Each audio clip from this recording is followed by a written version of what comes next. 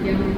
സ്വർഗീയ നല്ല കർത്താവേ, അനുഗ്രഹിക്കപ്പെട്ട സമയത്തിനായി സ്തോത്രം ചെയ്യുന്നതാ കർത്താവേ. ഈ ശബ്ദ ദിവസം കർത്താവിന്റെ സന്നിധിയിൽ പിതാവേ വചനവുമായി നിൽക്കാൻ അടികൾക്ക് ഒരവസരം കൊടുത്തുന്ന വലിയ കൃപയ്ക്കായി സ്തോത്രം ചെയ്യുന്നതാ കർത്താവേ. ആലയത്തിനുള്ളിലായിരിക്കുന്ന എല്ലാ മക്കളെയും അവന്റെ കരത്തിൽ സമർപ്പിക്കുന്ന കർത്താവേ, ഈ ശബ്ദ ദിവസം കർത്താവിന്റെ സന്നിധിയിൽ വന്നത് നന്നായി അവരുടെ ഹൃദയങ്ങളിൽ പറയുവാനും അവരുടെ ജീവിതങ്ങളെയും അനുഗ്രഹങ്ങളെ പ്രാപിപ്പാനും കർത്താവേ ഇടയാക്കണമേ. വചനം പ്രസ്താവിക്കുമ്പോൾ കർത്താവിന്റെ കൃപ കൂടിയിരിക്കണം നാഥ. കേൾക്കുന്ന മക്കൾക്ക് ഏറ്റവും അനുഗ്രഹമായി തീരണം കർത്താവേ. അങ്ങ് തന്നെ സംസാരിക്കുമാറാകണമേ എന്ന് പ്രാർത്ഥിക്കുന്നു കർത്താവേ. കൃപയുടെ മറവിൽ നടികളെ കാത്ത് സംരക്ഷിക്കണം. യേശുവിൻ നാമത്തിൽ തന്നെ പിതാവേ, ആമേൻ. ദൈവത്തിന്റെ അതിപരിശുദ്ധ നാമം വാഴ്ത്തപ്പെടുവാനാകട്ടെ. ഇതേ ദിവസം സംഘടനകളുടെ വാർഷികവുമായി ബന്ധപ്പെട്ട് ഈ ആലയത്തിനുള്ളിൽ കർത്താവിന്റെ വചനവുമായി നിൽക്കുവാൻ അവസരം തന്ന കർത്താവിനെ ഞാൻ ആദ്യമായി 1000 സ്തുതി സ്തോത്രങ്ങൾ അർപ്പിക്കുന്നു.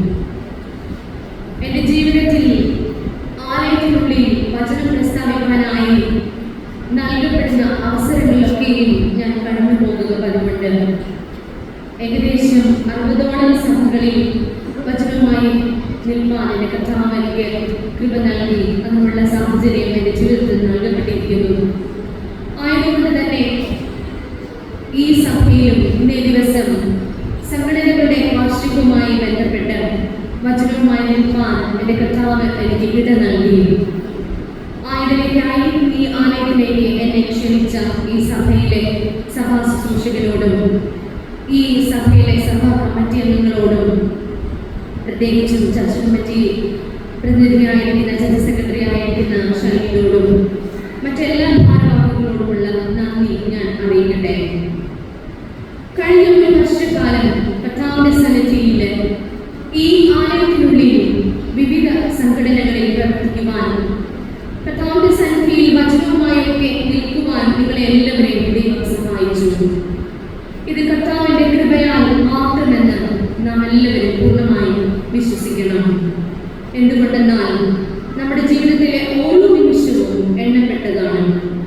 അത് നമ്മുടെ കഴിവോ അല്ലെങ്കിൽ നമുക്കായി നമ്മുടെ ചിന്തകളിൽ നൽകപ്പെട്ടിരിക്കുന്ന ഒന്നും തന്നെയല്ല. ദൈവത്തിന്റെ കൃപ കൊണ്ട് മാത്രം നാം ഈ ലോകത്തിൽ ആയിരിക്കുന്നു. അതുകൊണ്ട് തന്നെ കഴിഞ്ഞ ഒരു വർഷക്കാലം സംഘടനകളിലൂടെ പ്രവർത്തിക്കുകയും സംഘടനകളിൽ അംഗങ്ങളായിരിക്കുകയും ചെയ്യുന്നവരോട് ഇന്ന് ഞാൻ അല്പസമയം വിദേവവചനവുമായി നിങ്ങളുടെ മുന്നിൽ ആയിക്കൊള്ളട്ടെ. റിപ്പോർട്ടൊക്കെ കേട്ട് ഒരുപക്ഷെ സമയം അതിക്രമിച്ചു പോയോ എന്ന ചിന്തയിൽ ആയിരിക്കുന്നുണ്ട് എങ്കിൽ വളരെ ചുരുക്കം ചില സമയം മാത്രം ഞാൻ ദൈവവചനത്തിനായി വേദിക്കുന്നു. കർത്താവിന്റെ സന്നിധിയിൽ ഒരാഴ്ചയിൽ 7 ദിവസം നമുക്ക് നൽകപ്പെടുമ്പോൾ ആ ആഴ്ചയിൽ ഞായറാഴ്ച ദിവസം വെറും 4 മണിക്കൂർ നാം ചിന്തിച്ചു നോക്കുമ്പോൾ വെറും 4 മണിക്കൂർ മാത്രം ദൈവത്തിന്റെ പാദപീഠത്തിൽ ആയിരിക്കുവാൻ നാം മാറ്റപ്പെട്ടിരിക്കുന്നു. എന്നാൽ ആഴ്ചയിൽ 7 ദിവസം 7 ഗുണം 24 മൈനസ് 4 164 മണിക്കൂറിൽ നമ്മുടെ ജീവിതങ്ങളിൽ ഊർജം നൽകുന്നത് ഈ ആലയത്തിൽ ചിലവിടുന്ന ഈ 4 മണിക്കൂർ കൊണ്ടാണ്. നമ്മുടെ ജീവിതത്തിൽ ഓരോ മണിക്കൂറും നാം ആയിരിക്കുന്ന ഇടത്തിലൊക്കെ ദൈവം ശക്തമായി നമ്മെ വഴി നടത്തുന്നത് ഈ ശബത്ത് ദിവസത്തിൽ ഈ ആലയത്തിനുള്ളിൽ ചവിട്ടി നിൽക്കുന്ന ഓരോ മണിക്കൂറുകളെ അതിന്റെ അനുഗ്രഹത്താലാണ്. അതിൽ യാതൊരു സംശയമില്ല തന്നെ. അതുകൊണ്ടാണ് നമ്മുടെ ജീവിതത്തിൽ 1 കൊരിന്ത്യരുടെ ലേഖനം 3-ാം അധ്യായം 10-ാം വാക്യത്തിൽ ഇപ്രകാരം കാണുന്നു: എനിക്ക് ലഭിച്ച ദൈവകൃപയ്ക്കൊത്തവണ്ണം ഞാനുമുള്ളൊരു പ്രധാന ശില്പിയായി അടിസ്ഥാനമിട്ടിരിക്കുന്നു. മറ്റൊരുത്തൻ മീതെ പണിയുന്നു, താൻ എങ്ങനെ പണിയുന്നു എന്ന് ഓരോരുത്തരും നോക്കിക്കൊള്ളട്ടെ. ഞാനുമുള്ളൊരു പ്രധാന ശില്പിയായി ഞാൻ നിലകൊള്ളുമ്പോൾ ആ പ്രധാന ശില്പി ഇട്ടിരിക്കുന്ന അടിസ്ഥാനത്തിന്മേൽ ഞാൻ പണിയപ്പെടുന്നു. ഈ വചനത്തില് വളരെ പ്രധാനമായ ദൈവിക മർമ്മം അടങ്ങി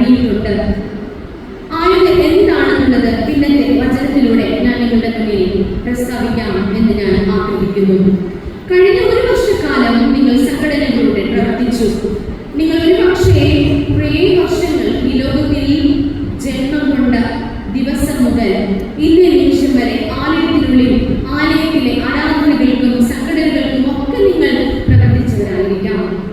എന്നാൽ ഈ പ്രവർത്തനത്തിൽ നിന്നുകൊണ്ട് കർത്താവിന്റെ സന്നിധിയിൽ ഇന്നേ ദിവസം 3 ചിന്തകളെ നിങ്ങളുടെ മുന്നിൽ വയ്ക്കുവാൻ ഞാൻ ആഗ്രഹിക്കുന്നു. എന്തുകൊണ്ട് ഈ സംഘടനകളൊക്കെ ആലയത്തിനുള്ളിൽ പ്രവർത്തിക്കണം? എങ്ങനെയാണ് ഈ സംഘടനകളൊക്കെ ഈ ആലയത്തിനുള്ളിൽ പ്രവർത്തിക്കേണ്ടത്?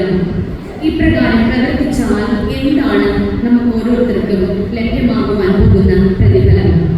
ഈ 3 ചിന്തകളെ കുറിച്ച് അതിൽ ഒന്നാമതായി എന്തുകൊണ്ട് ഈ സംഘടനകളൊക്കെ ആലയത്തിനുള്ളിൽ പ്രവർത്തിക്കണം?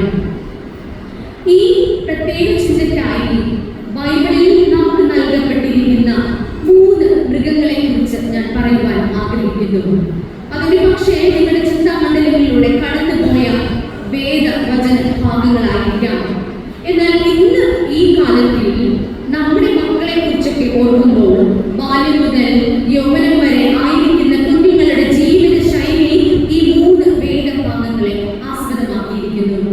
അതുകൊണ്ട് തന്നെ ഒന്നാമത് ഹോശേയ പ്രവാചകന്റെ പുസ്തകം 4-ാം അധ്യായം 16-ാം വാക്യത്തിൽ ഇപ്രകാരം അവിടെ കാണുന്നു: ഇസ്രായേൽ ദുശാഠ്യമുള്ള പശുക്കിടാവിനെ പോലെ ദുശാഠ്യം കാണിച്ചാൽ യഹോവ അവരെ ഒരു വിശാല സ്ഥലത്ത് കുഞ്ഞാടിനെ പോലെ മേയ്ക്കുമോ?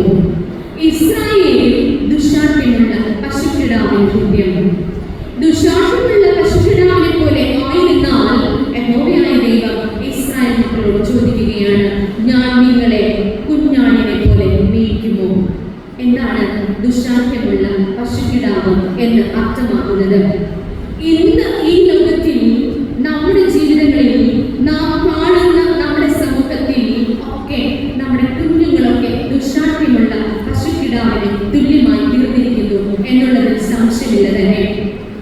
ജീവിതത്തിൽ നീതിയും സത്യവും സമാധാനവും എന്താണെന്ന് രുചിച്ചറിഞ്ഞ് ജീവിതത്തിലൂടെ എങ്ങനെ എപ്രകാരം ഈ ലോകത്തിൽ ഓരോ നിമിഷവും ജീവിക്കാമെന്ന് അറിഞ്ഞുകൂടാതെ ആയിത്തീർന്നിരിക്കുന്ന കുഞ്ഞുങ്ങളുടെ മധ്യത്തിലാണ് നാം ഓരോരുത്തരും ഈ ലോകത്തിൽ പോകും.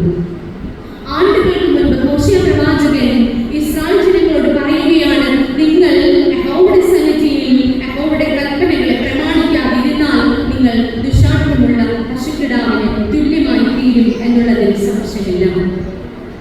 ഇന്ന് ഈ ലോകത്തിൽ ഒരുപക്ഷേ ഞാൻ ഒരു കോളേജിൽ അധ്യാപികയായിരുന്നു, നമുക്കറിയാം, ഓരോ വർഷം പിന്നിടുന്തോറും നമ്മുടെ കുഞ്ഞുങ്ങളുടെ ഒക്കെ സ്വഭാവത്തിന് അനേകം മാറ്റങ്ങൾ നമുക്ക് കാണുവാനായി സാധിക്കും. ഈ ദുശാഠ്യമുള്ള പശുക്കിടാവിന്റെ അതേ സ്വഭാവമുള്ള കുഞ്ഞുങ്ങളാണ് നമ്മുടെ കുടുംബത്തിലും വിദ്യാലയങ്ങളിലും ഒക്കെ നാം കാണുന്നത്. ഈ ദുശാഠ്യമുള്ള സ്വഭാവത്തിന് ഒരുപാട് കാരണങ്ങളുണ്ട്. എന്തുകൊണ്ടെന്നാൽ പണ്ടത്തെ തലമുറയിൽ നാം ആക്കപ്പെട്ടിരിക്കുന്ന നമ്മുടെ പിതാക്കന്മാർ, മാതാപിതാക്കളൊക്കെ നമ്മോട് പറഞ്ഞിട്ടുണ്ട്. അന്ന് ബഹുമാനവും സ്നേഹവും ഒക്കെ മാതാപിതാക്കൾക്കും ഗുരുക്കന്മാർക്കും നൽകപ്പെട്ടിരുന്ന ഒരു കാലം ഉണ്ടായിരുന്നു. പക്ഷേ ഇന്ന് നമ്മുടെ കൺമുൻപിൽ നിൽക്കുന്ന നമ്മുടെ കുഞ്ഞുങ്ങൾ അപ്പനോടായാലും അമ്മയോടായാലും നമ്മുടെ മുന്നിലായിരിക്കുന്ന അധ്യാപകരുടെ മുൻപിലായാലും എന്ത് തന്നെ ക്വസ്റ്റ്യൻ ചെയ്യാനും മടിയില്ലാത്ത കുഞ്ഞുങ്ങളാണ് നമ്മുടെ മുന്നിൽ ഇരിക്കുന്നത്. അതുകൊണ്ടാണ് കർത്താവ് പറയുന്നത്, നിങ്ങൾ ദുശാഠ്യമുള്ള പശുക്കിടാവിനെ പോലെ ആയിത്തീർന്നാൽ. വളരെ വ്യക്തമായി ഇവിടെ പറയുന്നു, ഞാൻ നിങ്ങളെ സമാധാനത്തോടെ കുഞ്ഞാടുകളെ പോലെ മേയ്ക്കുമോ എന്ന് ചോദ്യം ചെയ്യുകയാണ്. ഇന്നത്തെ നമ്മുടെ കുഞ്ഞുങ്ങൾക്ക് വിദ്യാഭ്യാസം ചെയ്യുന്നത് അവർ ശരിക്കും സമയം വെക്കുവാനായിട്ടാണ് കോളേജുകളിലും സ്കൂളുകളിലും ഒക്കെ ആക്കപ്പെടുന്നത്. ഓരോ ദിവസവും തൻ്റെ ജീവിതത്തിൽ എന്താണ് താൻ ചെയ്യേണ്ടതെന്ന് പൂർണ്ണ ബോധ്യമില്ലാത്ത പൈതങ്ങളാണ് നമ്മുടെ മുന്നിൽ ആയിരിക്കുന്നത്. ഒരു പക്ഷെ കോളേജുകളിലൊക്കെ എത്തിച്ചേർന്ന കുഞ്ഞുങ്ങൾക്ക് ഇപ്പോൾ എഴുതാനും വായിക്കാനും അറിഞ്ഞിടാത്ത ഒരവസ്ഥയിലായിരിക്കുന്നു. എന്തുകൊണ്ട് ഇത് സംഭവിക്കുന്നു? ജീവിതത്തിൽ തങ്ങൾ നൽകപ്പെട്ടിരിക്കുന്ന ദൈവിക കൃപകളെ ആരാഞ്ഞറിയാതെ, തങ്ങളുടെ ജീവിതത്തിലെ ഉത്തരവാദിത്വങ്ങൾ എന്താണെന്നറിയാതെ ആക്കപ്പെടുന്ന കുഞ്ഞുങ്ങളുടെ മധ്യത്തിൽ കർത്താവ് നമ്മോട് പറയുകയാണ്, ദുശാഠ്യമുള്ള പശുക്കിടാവിനെ പോലെ നമ്മുടെ കുഞ്ഞുങ്ങൾ സമൂഹത്തിൽ മാറ്റപ്പെടുവാൻ പാടില്ല. അവിടെയാണ് കർത്താവ് നമ്മോട് പറയുന്നത്, നിങ്ങളുടെ ആലയത്തിനുള്ളിൽ കാൽ അടക്കി വെച്ച്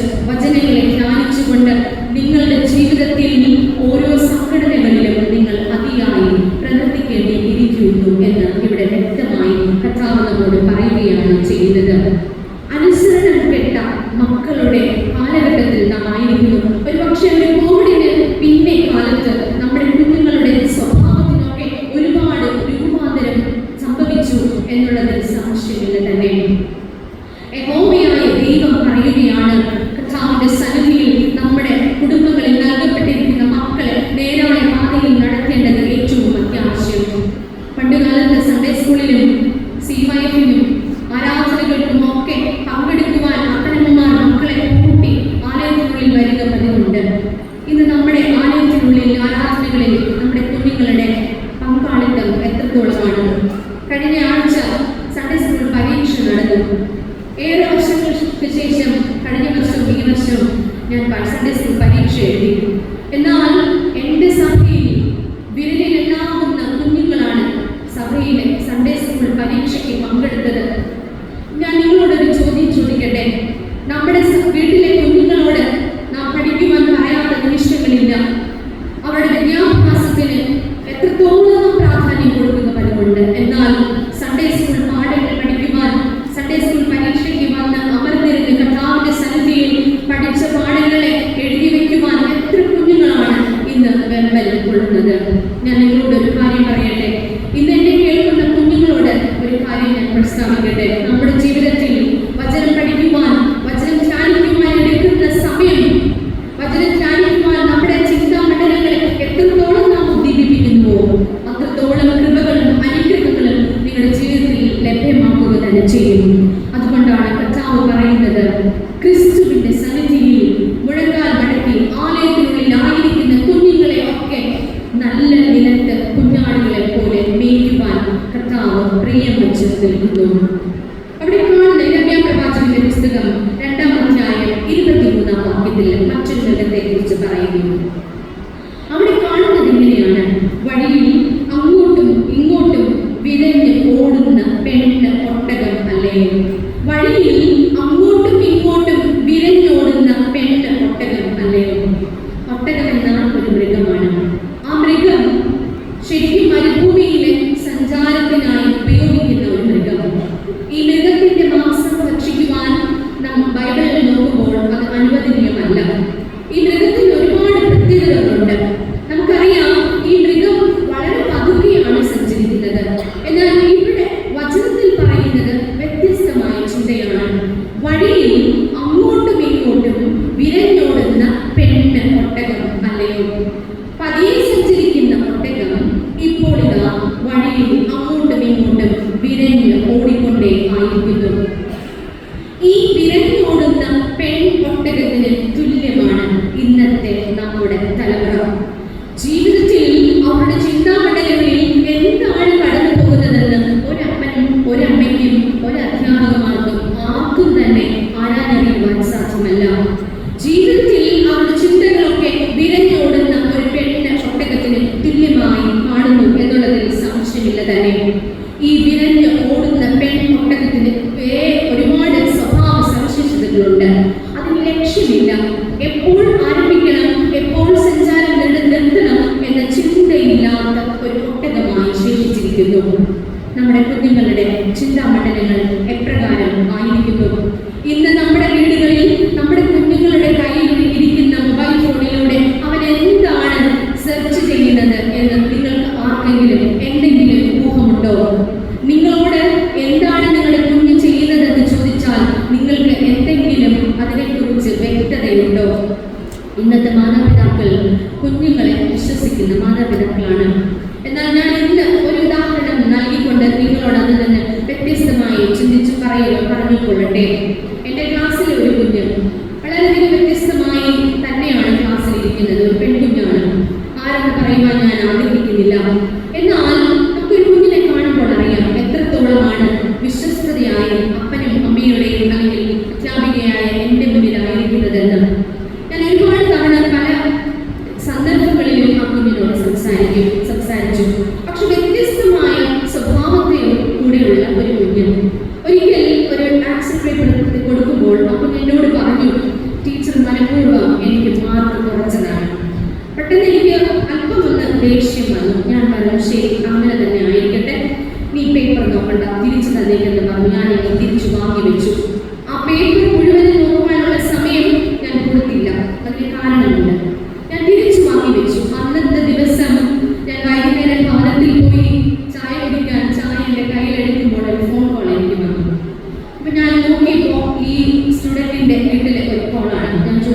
കാര്യം, അന്ന് ആ അമ്മ എന്നോട് പറഞ്ഞത് ഇപ്രകാരമാണ്: ടീച്ചർ, എന്റെ കുഞ്ഞ് നല്ല കുഞ്ഞാണ്, അവൾ യാതൊരു തെറ്റും ചെയ്യുകയില്ല.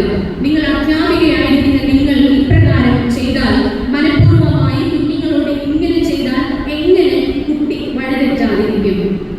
ഈ ഒരു ചോദ്യം എൻ്റെ ചിന്താമണ്ഡലത്തിൽ കടന്നുകൂടിയപ്പോൾ തന്നെ ഒരുപാട് ഉദാഹരണ സഹിതം എനിക്ക് പറയുവാൻ പറ്റുമായിരുന്നു. പക്ഷേ ഞാൻ അവരോട് വളരെ ആക്രോശത്തോടുകൂടെ തന്നെ ഞാൻ സംസാരിച്ചു. നിങ്ങൾ എന്ത് കണ്ടിട്ടാണ് എന്നോട് ഇത് ചോദിച്ചതെന്ന് മാത്രം ഞാൻ ചോദിച്ചു. ഇത് പറഞ്ഞതിന് ഉദാഹരണം, നമ്മുടെ കുഞ്ഞുങ്ങൾ നമ്മോട് എന്താണോ പറയുന്നത് അത് അംഗീകരിക്കുകയും അത് വിശ്വസിക്കുകയും ചെയ്യുന്ന മാതാപിതാക്കളാണ് ഇന്നത്തെ സമൂഹത്തിലുള്ളത്. അതിൽ നിന്ന് വ്യത്യസ്തപ്പെട്ട് ഞാൻ നിങ്ങളോട് പറയട്ടെ, നമ്മുടെ കുഞ്ഞുങ്ങളെ വിശ്വസിക്കുന്നതിന് അപ്പുറമായി അവരുടെ ചലനങ്ങൾ, അവരുടെ ചിന്തകൾ, അവരുടെ പ്രവൃത്തികൾ എന്താണെന്ന് ആരാധറിയുവാൻ നാം ബാധ്യസ്ഥരാണ്. ഒരു അംശം പോലും വിശ്വസിക്കാത്ത രീതിയിൽ നമ്മുടെ കുഞ്ഞുങ്ങളുടെ ആലോചനകളെ നാം ചിന്തിക്കേണ്ടിയിരിക്കുന്നു എന്നുള്ളതിൽ സംശയമില്ല തന്നെ. ഒരു പക്ഷേ നിങ്ങളുടെ മുന്നിൽ നമുക്കറിയാം, ഇന്നത്തെ സമൂഹത്തിൽ ഓരോ മനുഷ്യർക്ക് വിവിധ മുഖങ്ങളാണ്. നമ്മുടെ കുഞ്ഞുങ്ങൾക്ക് അമ്മയമ്മമാരുടെ മുന്നിൽ ഒരു മുഖം, കോളേജിൽ വരുമ്പോൾ അധ്യാപകരുടെ മുന്നിൽ മറ്റൊരു മുഖം, കോളേജിൽ നിന്ന് പുറത്തേക്ക് റോഡിൽ ഇറങ്ങുമ്പോൾ മറ്റൊരു മുഖം. ഇങ്ങനെ വ്യത്യസ്തപ്പെട്ട മുഖങ്ങളുള്ള കുഞ്ഞുങ്ങളാണ് നമ്മുടെ സമൂഹത്തിലുള്ളത്. അവിടെയാണ് കർത്താവ് പറയുന്നത്, നമ്മുടെ ആലയത്തിനുള്ളിൽ കാലടക്കി വെച്ച് സൺഡേ സ്കൂളിലും CYF-ലും സ്ത്രീജന സഖ്യത്തിലും ആരാധനകളിലും പങ്കെടുക്കുന്ന ഒരു കുഞ്ഞിന്റെ നാവിൽ കള്ളം പറയുവാൻ കർത്താവ് അവനെ അനുവദിക്കുകയില്ല. അവന്റെ ജീവിതത്തിൽ പരിശുദ്ധാത്മാവിന്റെ കൃപകളെ പകർന്നു കൊടുക്കുവാൻ നമ്മുടെ സൺഡേ സ്കൂൾ, നമ്മുടെ CYF-ന് മറ്റെല്ലാ ആരാധനകൾക്കും കഴിയണം. കുട്ടികൾക്കൊക്കെ ചിന്താമണ്ഡലങ്ങൾ അനേകമാണ്. അവർക്ക് എന്ത് ചെയ്യണമെന്ന് അറിഞ്ഞൂടാതെ അവർ അവരുടെ ജീവിതത്തിലായിരുന്നു. എന്നാൽ അത് പ്രൊഡക്റ്റീവായിട്ട്, ഫ്രൂട്ട്ഫുൾ ആയിട്ട് അവർ യൂസ് ചെയ്യില്ല. അതാണ് ഇന്നത്തെ കുഞ്ഞുങ്ങളുടെ പ്രത്യേകത. അവിടെയാണ് സൺഡേ സ്കൂളും CYF-ഉം സ്ത്രീജന സഖ്യവും ഫയറും ഒക്കെ പ്രവർത്തിക്കേണ്ടത്. നമ്മുടെ കുഞ്ഞുങ്ങളെ ആലയത്തിനുള്ളിൽ ആകർഷിക്കണം. ഇവിടെ ഇരിക്കുന്ന ഓരോ ആരാധനകളിൽ അവർക്ക് പങ്കാളിത്തം നൽകണം. അവരെ ഉയർത്തിക്കൊണ്ടുവരണം. ആലയത്തിനുള്ളിൽ കാൽച്ചുവട്ടി നിൽക്കുന്ന നിമിഷങ്ങൾ അവരുടെ ജീവിതത്തിൽ അനുഗ്രഹമാണെന്ന് നാം പറഞ്ഞു കൊടുക്കണം. മറിച്ച് വിരഞ്ഞോടുന്ന പെണ്ണ് ഒട്ടകം പോലെ നമ്മുടെ ജീവിതത്തിൽ നമ്മുടെ കുഞ്ഞുങ്ങൾ ആക്കി തീർക്കുവാൻ പാടുള്ളതല്ല. യശയ്യാപ്രവാചകന്റെ പുസ്തകം 3-ാം അധ്യായം 16 മുതൽ 26 വരെയുള്ള വാക്യങ്ങളിൽ മനോഹരമായ വാക്യങ്ങൾ അവിടെ കാണാം. അവിടെ ഒരു സിയോൻ പുത്രിയെ കുറിച്ച് അവിടെ പറയുന്നത് ഇപ്രകാരമാണ്: അവൾ എറി കണ്ടിട്ട് നോക്കിക്കൊണ്ട് തത്തി നടക്കുന്നു. ഈ വചനങ്ങൾ പിന്നാലെ നോക്കുമ്പോൾ കാതില, കടകം, ഇങ്ങനെ തുടങ്ങി 23ഓളം സാധനങ്ങളെ കുറിച്ച് അവിടെ പറയുന്നു. ഇതൊക്കെ അവരുടെ ശരീരങ്ങളിൽ അണിഞ്ഞുകൊണ്ട് ദൈവഹിതം തിരിച്ചറിയാതെ മുന്നോട്ട് പോകുന്ന പെൺകുഞ്ഞുങ്ങളെ കുറിച്ചാണ് അവിടെ യഹോവയായ ദൈവം നമ്മോട് പറയുന്നത്. യേശു കർത്താവ് പറയുന്നു, നിങ്ങളുടെ ജീവിതം കർത്താവിന്റെ സന്നിധിയിൽ സമർപ്പിക്കപ്പെട്ട് ആയിരുന്നില്ല എങ്കിൽ അവന് നാശത്തിലേക്ക് വഴിതെളിക്കുമെന്ന് അവിടെ പറയുന്നു. 3-ാമത്തെ മൃഗം യിരെമ്യാപ്രവാചകന്റെ പുസ്തകം 2-ാം അധ്യായം 24 വാക്യത്തിൽ അവിടെ കാണുന്നത് പ്രകാരമാണ്: അതിമോഹം കൊണ്ട് കിഴക്കുന്ന കാട്ടുകഴുതയെ പോലെ അതിന്റെ മതപ്പാടിൽ അതിനെ തടുക്കാവുന്നവൻ ആണ്. അതിമോഹം കൊണ്ട് കിഴക്കുന്ന കാട്ടുകഴുതയെ പോലെ. ഈ കഴുതയ്ക്ക് നമുക്കറിയാം ബുദ്ധിയില്ല. എങ്ങോട്ട് പോകാൻ പറഞ്ഞാലും സ്വന്തം ബുദ്ധി ഉപയോഗിക്കാതെ ഏതെങ്കിലും വഴിയിൽ സഞ്ചരിക്കുന്ന കാട്ടുകഴുതയ്ക്ക് തുല്യമാണ്. ഈ കാട്ടുകഴുതയുടെ അർത്ഥം എന്തെന്നാൽ, സദൃശ്യവാക്യങ്ങൾ 30-ാം അധ്യായം 19-ാം വാക്യത്തിൽ അവിടെ കർത്താവ് 4 അറിഞ്ഞൂടാത്ത വഴികളെ കുറിച്ച് നമ്മോട് സംസാരിക്കുകയാണ്. അതിമോഹം കൊണ്ട് കിഴക്കുന്ന കാട്ടുകഴുതയെ പോലെ. അവിടെ പറയുന്ന 4 വഴികൾ ഇപ്രകാരമാണ്: ആകാശത്തിലെ കഴുകന്റെ വഴി, പാറമേൽ സർപ്പത്തിന്റെ വഴി, അതുപോലെ തന്നെ സമുദ്ര മധ്യയുള്ള കപ്പലിന്റെ വഴി, കന്യകയോടുകൂടെയുള്ള പുരുഷന്റെ വഴി. ഇത് യുവതലമുറയോട് യഹോവയായ ദൈവം ഇന്ന് നമ്മോട് വെളിപ്പെടുത്തുന്ന വാക്യങ്ങളാണ്. അതിമോഹം കൊണ്ട് കിഴക്കുന്ന കാട്ടുകഴുതയെ പോലെ ലക്ഷ്യമില്ലാത്ത ജീവിതം. ഒരു ദിവസം എക്സാം ഇൻവിജിലേഷൻ നിൽക്കുമ്പോൾ ഒരു കുട്ടി, എൻ്റെ ക്ലാസ് റൂമിൽ ഇരുന്ന ഒരു കുട്ടി എന്നെ തന്നെ ഇങ്ങനെ നോക്കിക്കൊണ്ടിരിക്കുകയാണ്. അപ്പൊ ഞാൻ പതുക്കെ അവനെ അടുപ്പിച്ചതിന് ഞാൻ ചോദിച്ചു, എന്താ എഴുതാതെ? ഞാനൊന്ന് പഠിച്ചില്ല ടീച്ചർ. ഞാൻ പറഞ്ഞു, ഈ എക്സാം ആണെന്ന് നിനക്ക് അറിഞ്ഞൂടെ, നീ പഠിക്കേണ്ടതല്ലേ? അപ്പോൾ അവൻ വളരെ ലാഘവത്തോടെ എന്നോട് ഒരു സെന്റൻസ് പറഞ്ഞു. ആ സെന്റൻസ് എൻ്റെ മനസ്സിൽ ഇന്നും കിടപ്പുണ്ട്. അവൻ പറഞ്ഞത് ഇങ്ങനെയാണ്: ഏതായാലും എൻ്റെ അപ്പനെയും അമ്മയെയും ഞാൻ നോക്കണം, അതുകൊണ്ട് എൻ്റെ പപ്പയും അമ്മയുടെയും കുറച്ച് പൈസ എൻ്റെ വിദ്യാഭ്യാസത്തിനായി ചെലവാക്കട്ടെ. ഏതായാലും എൻ്റെ പപ്പയും അമ്മയും ഞാൻ നോക്കണം, എൻ്റെ പപ്പയും അമ്മയുടെ കുറച്ച് പൈസ ഇങ്ങനെ ചെലവാകട്ടെ. അവൻ്റെ ചിന്തയിൽ, അവൻ്റെ വിദ്യാഭ്യാസത്തിൽ, അവൻ്റെ ജീവിതത്തിൽ അവൻ പാട്ടുകളിലേക്ക് തുല്യമായി തീർന്നു എന്നുള്ളത് സംശയമില്ല തന്നെ. തൻ്റെ ജീവിതത്തിൽ തനിക്ക് വേണ്ടി നൽകപ്പെടുന്ന വിദ്യാഭ്യാസത്തിന്റെ മൂല്യം അറിഞ്ഞുകൂടാതെ അപ്പനും അമ്മയെയും കുറിച്ച് വ്യത്യസ്തമായ മുഖചിത്രത്തോടെ ആയിരിക്കുന്ന കുഞ്ഞ്. അവിടെയാണ് കർത്താവ് പറയുന്നത്, പാറമേൽ സർപ്പത്തിന്റെ പണി, എങ്ങോട്ട് പോകുമെന്ന് അറിഞ്ഞുകൂടാത്ത ശത്രുവിന്റെ പോരാട്ടത്തിൽ നമ്മുടെ കുഞ്ഞുങ്ങൾ അകപ്പെടുവാൻ ഇടയുണ്ട്. സർപ്പം എന്നാൽ ശത്രുവിന് തുല്യം.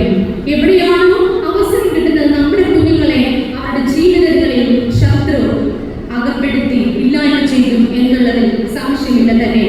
ആകാശത്തിലെ കഴുകിന്റെ വഴി നമ്മുടെ കുട്ടികളുടെ ചിന്ത തന്നെ. ആ കഴുകൻ എപ്പോ നിൽക്കും, എപ്പോ സഞ്ചരിക്കുമെന്ന് അറിയത്തില്ല. ഇതാണ് നമ്മുടെ കുഞ്ഞുങ്ങളുടെ ചിന്താമണ്ഡലങ്ങൾ. കന്യകയോടുകൂടെ പുരുഷന്റെ വഴി, അത് പറയേണ്ടതില്ലല്ലോ. ഇത് നമ്മുടെ കുഞ്ഞുങ്ങളുടെ ഇടയിൽ ഗ്രസിച്ചു കൊണ്ടിരിക്കുന്ന ഏറ്റവും വലിയ വികാരം അത് തന്നെയാണ്. കുഞ്ഞുങ്ങൾ പറയുന്നത് ഇതാണ്: നമ്മുടെ ഫ്രണ്ട്സ് ആണ് ടീച്ചർ. എന്ത് ചോദിച്ചാലും നമ്മുടെ ഫ്രണ്ട്സ് ആണ് ടീച്ചർ. നമ്മുടെ കൺമുമ്പിൽ കാണാൻ പാടില്ലാത്ത കാര്യങ്ങൾ കണ്ടാലും അവർ പറയും നമ്മുടെ ഫ്രണ്ട്സ് ആണ് ടീച്ചർ. ഇതാണ് ഇന്നത്തെ തലമുറയുടെ പ്രത്യേകത. ലക്ഷ്യമില്ലാതെ കാട്ടുകണ്ടയെ പോലെ സഞ്ചരിക്കുന്നു. ഇവിടെയാണ് സംഘടനകളുടെ പ്രാധാന്യം. നമ്മുടെ ജീവിതത്തിൽ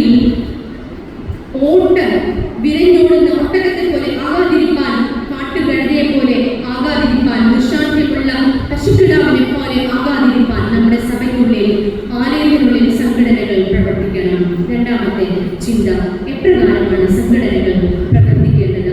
അവിടെയാണ് യോഹന്നാന്റെ സുവിശേഷം 4-ാം അധ്യായം 35 തുടങ്ങി 37 വരെയുള്ള വാക്യങ്ങളിൽ അവിടെ കാണുന്ന പ്രധാനമായ വാക്യം എന്തുകൊണ്ടെന്നാൽ, കൊയ്ത്തിന് വേണ്ടി നമ്മുടെ സംഘടനകളൊക്കെ പ്രവർത്തിക്കേണ്ടത് അത്യാവശ്യം. കൊയ്ത്തിന് വേണ്ടി നമ്മുടെ സംഘടനകൾ പ്രവർത്തിക്കണം. ആലയത്തിനുള്ളിൽ ജീവിതത്തിൽ കർത്താവ് നൽകപ്പെട്ടിരിക്കുന്ന അവസരങ്ങളെ ഒക്കെ അടുത്ത ഒരു തലമുറയുടെ കൊയ്യുവാൻ, അടുത്ത തലമുറയിൽ നിന്ന് ദൈവിക കൃപകളെ കൊയ്യുവാനായി നാം പരിശ്രമിക്കേണ്ടിയിരിക്കുന്നു എന്നുള്ളതിൽ സംശയമില്ല തന്നെ. എന്താണ് കൊയ്ത്ത് എന്നുള്ളതിന്റെ അർത്ഥം? ഒരു വിതയ്ക്കപ്പെടലിന്റെ അവസാനമാണ് കൊയ്ത്ത്. ആരോ വിതച്ചു, നമ്മൾ കൊയ്യുന്നു.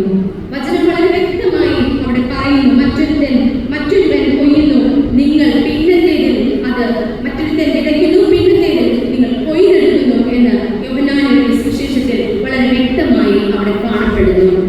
ഇന്നത്തെ ദിവസം ഈ ആലയത്തിനുള്ളിൽ നമ്മുടെ കുഞ്ഞുങ്ങൾക്ക് വേണ്ടി നാം എന്താണോ വിതച്ചത്, അതാണ് വരുന്ന തലമുറയിൽ നാം കൊയ്തെടുക്കുവാനായി കാണുന്നത്. അവിടെ എപ്രകാരം കാണും? നിങ്ങൾ തലപൊക്കി നോക്കിയാൽ നിലങ്ങൾ ഇപ്പോൾ തന്നെ കൊയ്ത്തിന് വെളുത്തിരിക്കുന്നത് കാണാം. തലപൊക്കി നോക്കിയാൽ ഇപ്പോൾ തന്നെ നിലങ്ങൾ കൊയ്ത്തിന് വേണ്ടി വെളുത്തിരിക്കുന്നത് കാണാം. നമ്മുടെ പിൻതലമുറക്കാർ നമുക്ക് നൽകിയ വചനത്തിന്റെ മർമ്മങ്ങളും ദൈവിക കൃപകളുമാണ് ഇന്ന് ഈ സഭയ്ക്കുള്ളിൽ നമുക്ക് സമാധാനമായി ഇരിക്കാൻ, കുടുംബങ്ങളെ ദൈവം നൽകപ്പെട്ട് ഈ ലോകത്തിൽ നമ്മെ ശേഷിപ്പിച്ചിരിക്കുന്നത്. അതുകൊണ്ട് യഹോവയായ കർത്താവ് നമ്മോട് പറയുകയാണ്, ഇന്ന് നിങ്ങൾ ആലയത്തിനുള്ളിൽ വിതയ്ക്കപ്പെടുന്ന വിത്താണ്. പിന്നത്തെ തലമുറയിൽ കൊയ്യുവാനായി അനേകം പേർക്ക് അവസരം നൽകപ്പെടുന്നു എന്നുള്ളതിൽ സംശയമില്ല തന്നെ. ഈ വിതയ്ക്കലിന് താമസമുണ്ടായാൽ കൊയ്യുന്നതിന് താമസമുണ്ടാകും. വിതയ്ക്കുന്നത് തക്ക സമയത്ത് ആയില്ല എങ്കിൽ കൊയ്തെടുക്കുവാൻ ഒന്നും തന്നെ ഇല്ലാതെ വരും. അവിടെയാണ് കർത്താവ് സംഘടനകൾക്ക് ഇത്രയേറെ പ്രാധാന്യം നമ്മുടെ ജീവിതങ്ങളിൽ, നമ്മുടെ സഭകളിലൊക്കെ നൽകപ്പെട്ടിരിക്കുന്നത് എന്നുള്ളതിൽ സംശയമില്ല തന്നെ.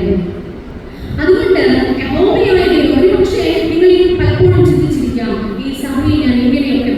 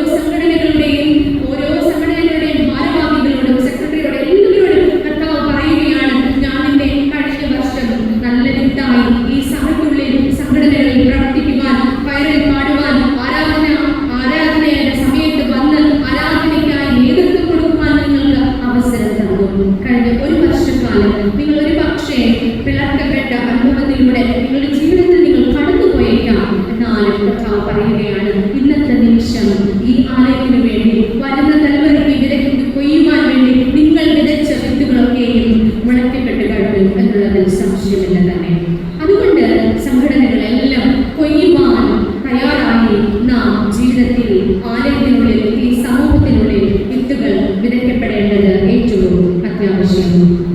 ഏറ്റവും ഒടുവിലത്തെ ചിന്ത ഇപ്രകാരം സഭയ്ക്കുള്ളിൽ സംഘടനകളിലൂടെ ഒക്കെ പ്രവർത്തിച്ചാൽ എന്താണ് യഹോവയായ ദൈവം നമുക്ക് നൽകപ്പെടുവാനായി പോകുന്നത്? 1 കൊരിന്ത്യർ എഴുതിയ ലേഖനം 3-ാം അധ്യായം 8-9 വാക്യത്തിൽ ഇവിടെ മനോഹരമായി പറയുന്നു, നടുന്നവനും നനയ്ക്കുന്നവനും ഒരുപോലെ ഓരോരുത്തരും താങ്കാന്റെ അധ്വാനത്തിന് ഒത്തവണ്ണം കൂലി കിട്ടുന്നു. ഞങ്ങൾ ദൈവത്തിന്റെ കൂട്ടുവേലക്കാർ, നിങ്ങൾ ദൈവത്തിന്റെ കൃഷി, ദൈവത്തിന്റെ ഗൃഹ നിർമ്മാണം.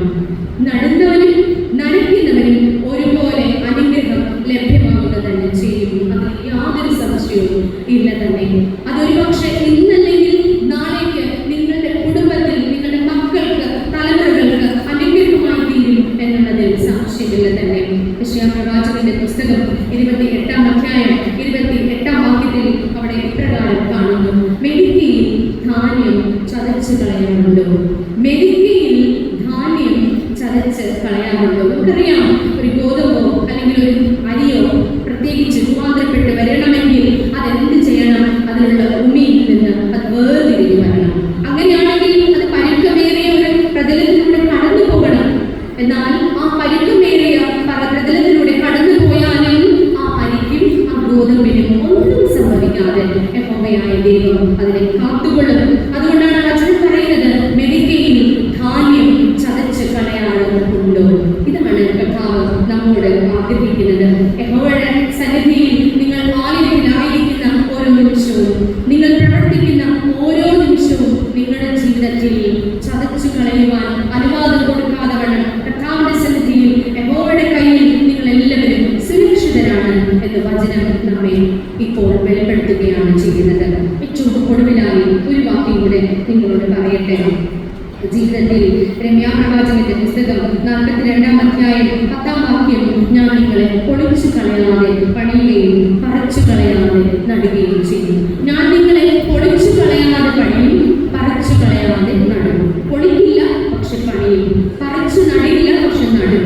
പറിക്കാതെ നടുന്നു, പൊളിക്കാതെ പണിയുന്നു. ഇതാണ് യഹോവയായ ദൈവം നമ്മോട് പറയുന്നത്. നിങ്ങളുടെ ജീവിതത്തിൽ ഒരു നിമിഷം പോലും മറ്റുള്ളവർ നിങ്ങളെ പൊളിച്ചു കളയാതെ വണ്ണം, മറ്റുള്ളവർ എത്ര തന്നെ നിങ്ങളെ തകർക്കുവാൻ നോക്കിയാലും അത് ഒരിക്കലും സാധ്യമാകാതെ വണ്ണം കർത്താവ് നിങ്ങളുടെ ജീവിതങ്ങളെ പണിയുക തന്നെ ചെയ്യും. നിങ്ങളുടെ ജീവിതത്തിൽ അനുഗ്രഹങ്ങൾ നൽകുക തന്നെ ചെയ്യും. ഇങ്ങനെ പൊളിച്ചു കളയാതെ പണിയുകയും പറിച്ചു കളയാതെ നടുകയും ചെയ്തത് ആരാണ്? യേശു കർത്താവാണ്. ആർക്കും തന്നെ പൊളിച്ചു കളയാതെ വണ്ണം കർത്താവിന്റെ സന്നിധിയിൽ ക്രൂശിന്മേൽ കയറി നമുക്കായി പൊളിച്ചു നൽകി, നമുക്ക് വേണ്ടി ജീവിതത്തെ അല്ലെങ്കിൽ ശരീരത്തെ കാൽവരിയിൽ യാഗമായി നൽകി നമ്മെ ഓരോരുത്തരെയും പണിയുവാൻ കർത്താവ് ക്രൂശിന്മേൽ കയറി. ഒരു ചെറിയ സാക്ഷ്യം കൂടെ പറഞ്ഞുകൊണ്ട് ഞാൻ എന്റെ കർത്തവ്യത്തിൽ നിന്ന് വിരമിക്കട്ടെ. സാധാരണ പൊതുവെ എല്ലാ സഭകളിലും ഞാനിത് പറയാറുണ്ട്, പ്രത്യേകിച്ച് കുഞ്ഞുങ്ങളോട് സംസാരിക്കാൻ കിട്ടുന്ന സമയമൊക്കെ. ഞാൻ എൻ്റെ സ്വന്തം സ്വദേശം നെയ്യാറ്റിൻകരയാണ്. ഇപ്പോൾ താമസിക്കുന്നത് ചാണിയിലുമാണ്. നെയ്യാറ്റിൻകര പ്രാകാന്ത സഭയിലെ അംഗമാണ് ഞാൻ. ഒരു ദൈവിക ഭവനത്തിൽ പ്രാർത്ഥനയുള്ള ഒരു കുടുംബത്തിൽ ജനിച്ച് വളർത്തപ്പെട്ട ഒരാളാണ് ഞാൻ. എൻ്റെ അമ്മയും എൻ്റെ പപ്പയുടെ അമ്മയും ഒക്കെ പ്രാർത്ഥനയ്ക്ക് വളരെയധികം പ്രാധാന്യം കൊടുക്കുകയും പ്രാർത്ഥനയിൽ വളർത്തപ്പെട്ട ഒരു കുഞ്ഞാണ് ഞാൻ. ഓരോ പരീക്ഷകൾക്കും പോകുമ്പോൾ എൻ്റെ അമ്മച്ചിയുടെ തണുത്ത വിരൽ കൊണ്ട് ക്രൂശടയാണ് വരയ്ക്കാതെ ഒരു പരീക്ഷയും എഴുതാൻ ഞാൻ പോയിട്ടില്ല. 3 നേരം എൻ്റെ അമ്മ പ്രാർത്ഥിക്കുന്ന ഒരു അമ്മ എനിക്കുണ്ടായിരുന്നു. പ്രാർത്ഥനയ്ക്ക് ഏറെ പ്രാധാന്യം കൊടുക്കുന്ന കുടുംബത്തിലെ അംഗം. എൻ്റെ പപ്പയും അമ്മയും ആരാധനകൾക്ക് പങ്കെടുക്കുവാൻ ഒരു വിസമ്മതവും പറയുകയില്ല. ഗ്ലാഞ്ഞാമുറി വിശ്വഭാരതിനടുത്താണ് എൻ്റെ വീട്. അവിടെ നിന്ന് ഗ്ലാഞ്ഞാമുറി വരെ നടക്കണം. എല്ലാ ആരാധനകൾക്കും കൃത്യമായി പങ്കെടുക്കും. ഒരു ആരാധന പോലും മുടക്കം വെച്ചതായിട്ട് എനിക്ക് ഓർമ്മയില്ല. എല്ലാ സംഘടനകൾക്കും പങ്കെടുക്കും. സൺഡേ സ്കൂളിലൊക്കെ പങ്കെടുത്ത സമയത്ത് നിന്നാണ് ഈ വചനം പ്രസ്താവിക്കുവാനൊക്കെ ദൈവം എനിക്ക് അതിനുള്ള അവസരം തന്നത്. അതാണ് എൻ്റെ ആദ്യത്തെ പ്രസംഗം. ഒരു CYF ലാസറച്ചന്റെ സമയത്ത് നമ്മൾ പുറത്തൂടെ വയറിന് വേണ്ടി ഓടി കളിക്കുക പതിവായിരുന്നു. അപ്പോൾ ഒരു പക്ഷേ ഒരു 10-12 വയസ്സേ ഉള്ളൂ. അപ്പോൾ പറഞ്ഞു, അടുത്ത ആഴ്ച അഫീഷയ്ക്ക് പ്രസംഗമാണ്. ഞാൻ അന്നാണ് ആദ്യമായി പ്രസംഗിച്ചത്. ഞാനിത് പറയുന്നത് ജീവിതത്തിൽ ഒരു ആരാധനകൾക്ക് പോലും മുടക്കം വെക്കില്ല. അന്ന് ആരാധന കഴിഞ്ഞ് 10 മണിയുടെ ട്യൂഷന് ആലങ്കോട് എന്ന സ്ഥലത്ത് ഓടിയെത്തണം. ഗ്ലാഞ്ഞാമുറിയിൽ നിന്ന് ആലങ്കോട് എന്നുള്ള സ്ഥലത്ത്. അപ്പോൾ ഞാൻ BSc കെമിസ്ട്രി കാട്ടാക്കട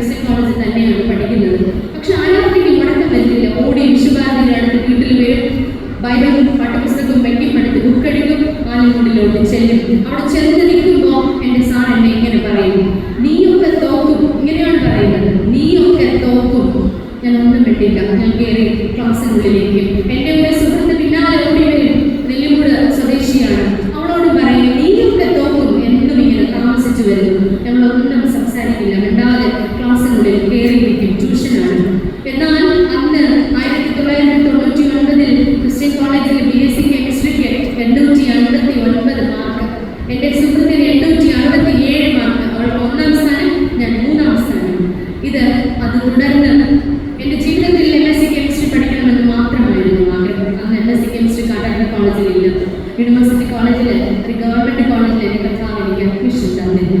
അന്ന് MSc മാത്രം പഠിക്കണമെന്ന് ഞാൻ ആഗ്രഹം എൻ്റെ ജീവിതത്തിനോട് പലരോട് ഞാൻ പറഞ്ഞു, എനിക്ക് MSc കെമിസ്ട്രി പഠിച്ചാൽ മതി, ജോലി വേണമെന്ന് പോലും ഞാൻ ആഗ്രഹിച്ചില്ല. പക്ഷേ എൻ്റെ ജീവിതത്തിൽ ഉണ്ടായ ഏറ്റവും വലിയ അതിശയം എന്തെന്നാണ്, അന്ന് MSc കെമിസ്ട്രിക്ക് യൂണിവേഴ്സിറ്റി കോളേജിൽ അഡ്മിഷൻ നേടിയ ആ നിമിഷം മുതൽ ഈ നിമിഷം വരെ കർത്താവിന്റെ സന്നിധിയിൽ കർത്താവാണ് എൻ്റെ നിയമപാലകനായി, എൻ്റെ സങ്കേതമായി, എൻ്റെ കോട്ടയായി, എൻ്റെ സപ്പോർട്ടായി എൻ്റെ ജീവിതത്തിൽ ഇന്ന് വരെ നിലനിൽക്കുന്നത്.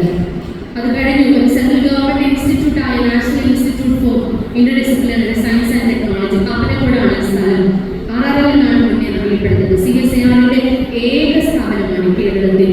അവിടെ PhD ചെയ്യുവാൻ എൻ്റെ കർത്താവ് എനിക്ക് അനുവാദം തന്നു. ഒരുപാട് സാക്ഷ്യം എനിക്ക് പറയുവാനാണ്, പക്ഷെ സമയമില്ലല്ലോ. ഒരുപാട് സമയങ്ങളിൽ ഒരുപാട് അവസരത്തിൽ എൻ്റെ പപ്പയും അമ്മയും 10ാം ക്ലാസ് ജയിച്ചിട്ടില്ല. എനിക്കത് പറയുന്നതിന് അഭിമാനമുണ്ട്. കാര്യം എന്തെന്നാൽ എൻ്റെ പപ്പയും അമ്മയും കുടുംബങ്ങളിൽ മൂത്തവരാണ്.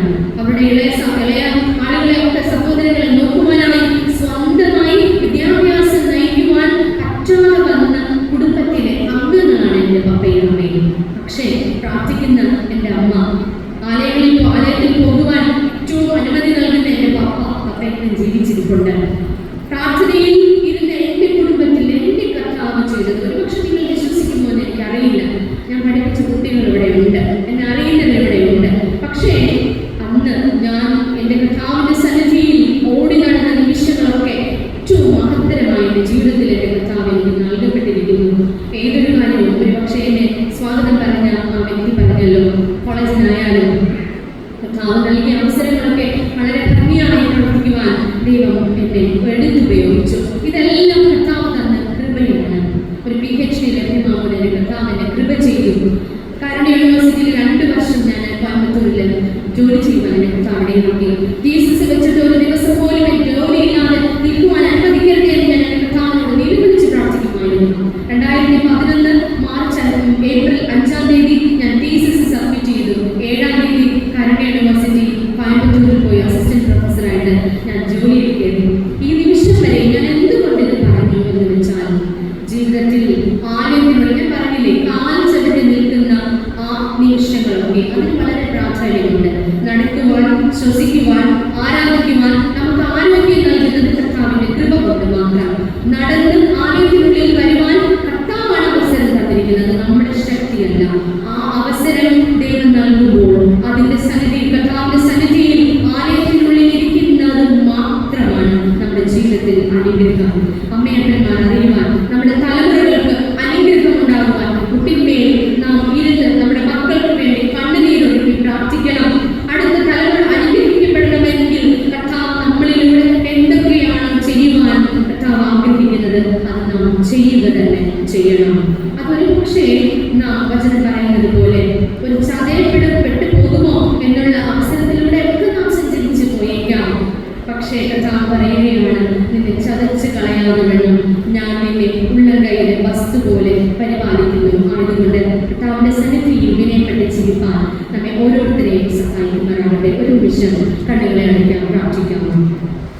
സ്വർഗീയ നല്ല കർത്താവേ, നൽകിയ അവസരത്തിനായി സ്തോത്രം ചെയ്യുന്ന നാഥ, കർത്താവേ, അങ്ങയുടെ കൃപയില്ലാതെ ഞങ്ങളുടെ ജീവിതത്തിൽ ഒന്നുമില്ല കർത്താവേ. ഈ ആലയത്തിനുള്ളിൽ കഴിഞ്ഞ 1 വർഷക്കാലം വിവിധ സംഘടനകളിൽ പ്രവർത്തിച്ച മക്കൾ, വിവിധ സംഘടനകളിൽ അംഗങ്ങളായ എല്ലാ മക്കളെയും അവരുടെ കരത്തിൽ സമർപ്പിക്കുന്ന നാഥ, അവരുടെ ജീവിതത്തിൽ കർത്താവ് കൂട്ടായിരിക്കണം. ചതച്ച് കളയാതെ വേണം അവരെ കാത്ത് സംരക്ഷിക്കണം. അവരുടെ ജീവിതത്തിൽ ഉന്നതി നൽകണം പിതാവേ. അങ്ങേക്ക് വേണ്ടി പ്രവർത്തിച്ച മക്കൾ ഈ ലോകത്തിൽ കർത്താവ് സാക്ഷ്യമുള്ള മക്കളായി ലഭിക്കുവാൻ, മറ്റുള്ളവർ കാണുമ്പോൾ ഇവൻ കർത്താവിന്റെ പൈതലെന്ന് തിരിച്ചറിയുവാൻ യോഗ്യമുള്ള മക്കളാക്കി തീർക്കണം നാഥ. കർത്താവെ, കഴിഞ്ഞ 1 വർഷക്കാലം വിതയ്ക്കപ്പെട്ട വീട്ടിൽ നിന്ന് കർത്താവെ നല്ല അനുഭവങ്ങളെ കൊയ്യുവാനായി കർത്താവ് സഹായിച്ചുവല്ലോ. വരുന്ന വർഷങ്ങൾ കർത്താവെ, ഈ ദിവസം വിതയ്ക്കപ്പെടുന്ന വിത്തുകൾ അനേക പേർക്ക് അനുഗ്രഹമായി തീരുവാൻ, കർത്താവെ, ഈ സഭയ്ക്ക് കൊയ്ത്തായി തീരുവാൻ എന്റെ കർത്താവ് ഇടയാക്കണമേ നാഥ.